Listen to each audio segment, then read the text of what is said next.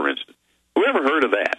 You know, I lived in Texas one time, but I never heard of that place until, by golly, it was shown up that half the town had been put in jail by a bunch of crooked cops.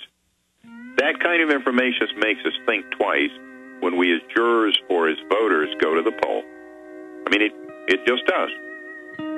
Amazing. Stay there. I want to get into, in a nutshell, your story, sir, so people can understand what you went through, and then talk about some of the successes that you've seen, but also some of the defeats, and what this does to the whole criminal justice system as we have this loss of innocence, and we all discover together that all of this crap has floated to the top. Afraid to answer it? Afraid to answer your door? Did you know that debt settlement, bankruptcy, and attorneys will cost you about 10 times more than you would legally be required to pay creditors? These are not ways to help you get out of debt. They are expensive payment plans. And if you're in debt already, does it make sense to load yourself up with another payment plan? Zero Debt in 90 Days gets you out of debt in 90 days, guaranteed. And that's the website you need to visit right now, ZeroDebtGuaranteed.com. Zero Debt in 90 Days gets you out of debt without a payment plan and without attorneys or going to court. ZeroDebtGuaranteed.com is the quickest solution to debt relief on the planet. If you have more than $25,000 in credit card debt, student loans, or difficult mortgage situation, we can help, and we are the only organization to provide written guarantees on the results. Go to ZeroDebtGuaranteed.com. That's ZeroDebtGuaranteed.com. Are you prepared, or are you hardcore prepared? Get hardcore equipped at TacTownGear.com. That's TACTownGear.com. All TacTown gear has been field tested with Canadian and U.S. forces, so we know it's tough. What kind of gear? Our own brands: Arctic Warrior, Homeland Defender, Sandbox Avenger, Urban Peacekeeper, more than 30,000 products, and 90% of it made in Canada and the U.S. See it all at TacTownGear.com. That's TACTownGear.com. Get 72-hour survival kits, Ultima boots, HW1 gloves, tactical link slings, EMA tactical weapon equipment, everything you need to be hardcore prepared. Deal with TacTownGear.com personnel with more than 25 years experience in military and law enforcement. Call now, 418-844-9111. That's 418-844-9111. Or go to TACTownGear.com. TacTownGear.com. Solutions for your area of operation.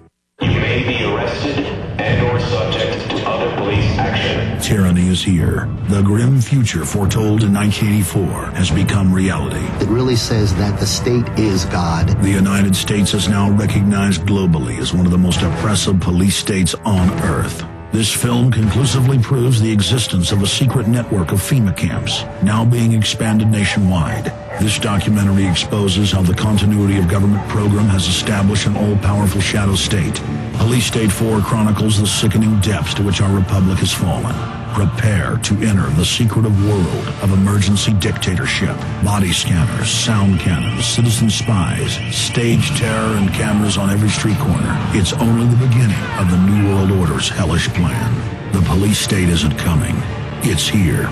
Secure your copy today at Infowars.com or see it online in the highest quality at PrisonPlanet.tv.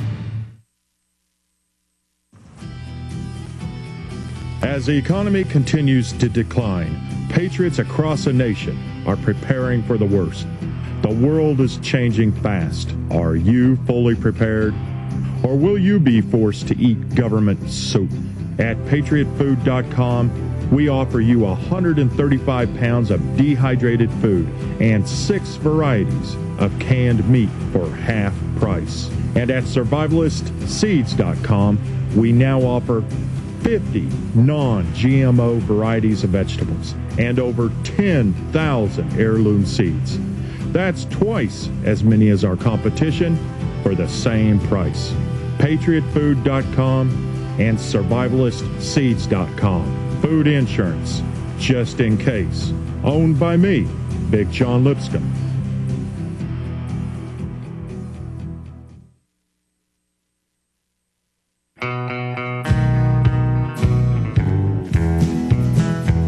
I hear the train coming.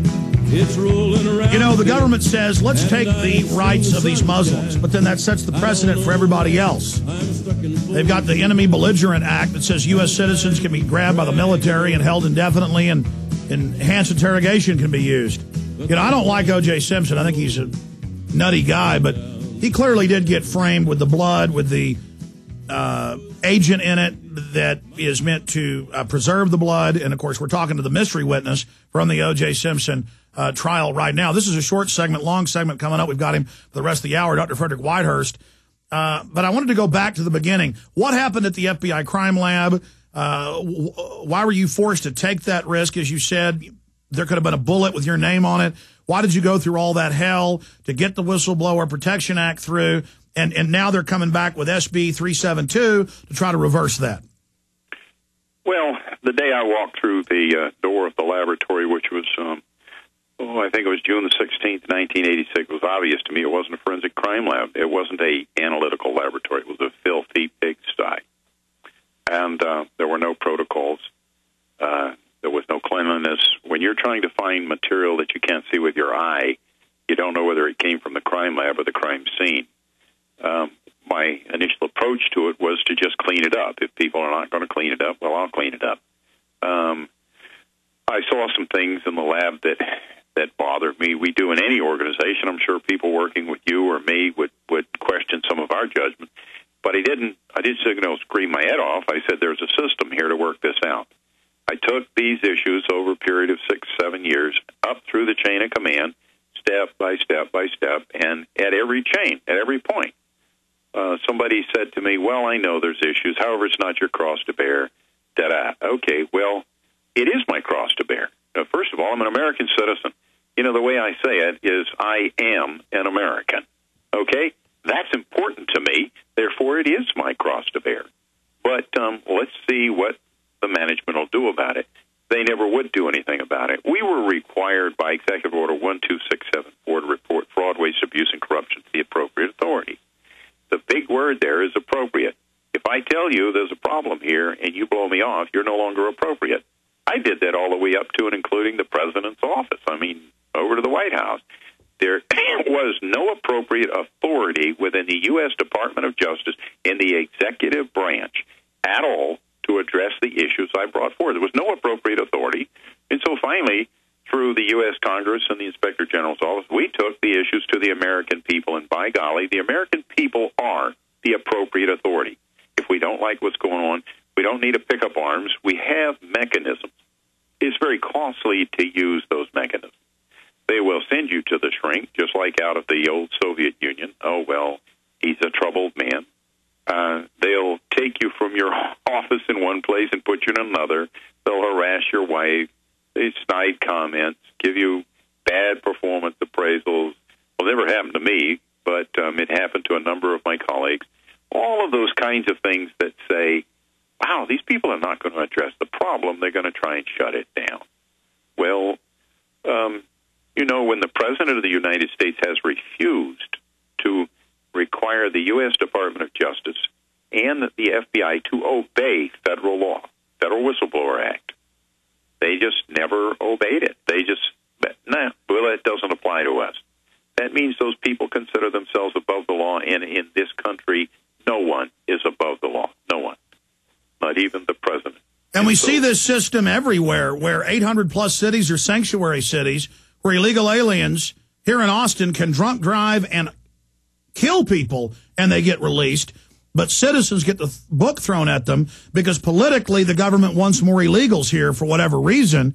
That's just another example. Now, from your experience, what percentage of crime lab people thought somebody was guilty, and so they planted the evidence, like with what happened with O.J. Simpson with the LAPD, and I know it's not an exact number, versus what percentage were just sloppy and didn't care?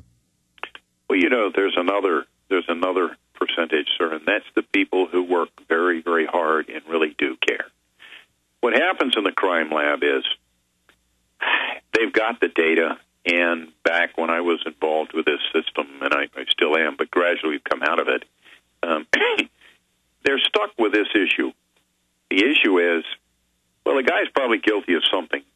If I report this stuff, I'm going to lose my job. So what's more important, my family or my oath of office and my nation. And that